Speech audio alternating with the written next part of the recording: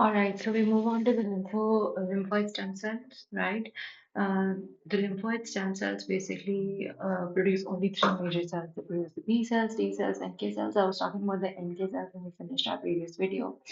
Now let's look at the B cells. Now the B cells make antibodies. These plasma cells are basically antibodies, right? So whenever B cells are activated, these plasma cells are antibody factories. The B cells make plasma cells.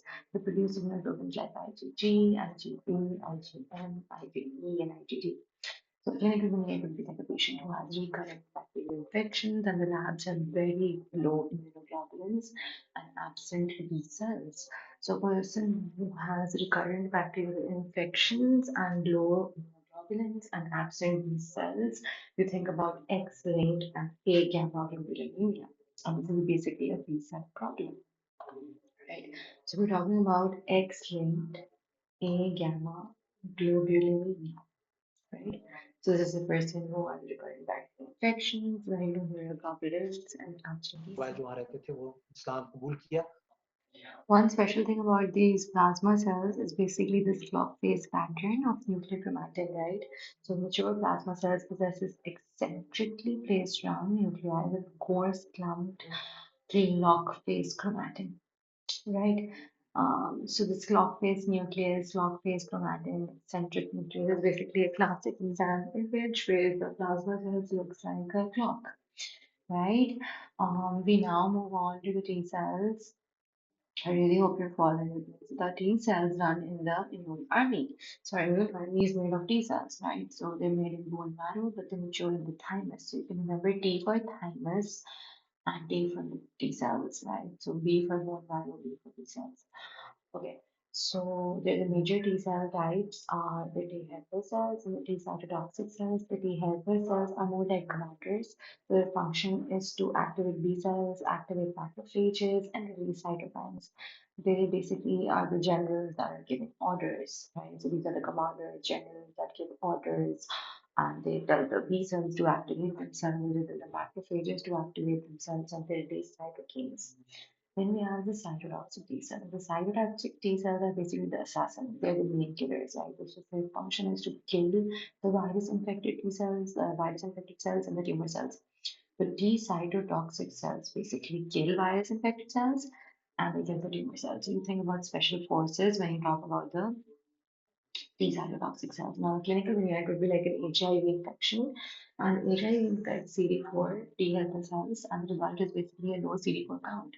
The patient develops PCP pneumonia, candida, and opportunistic infections.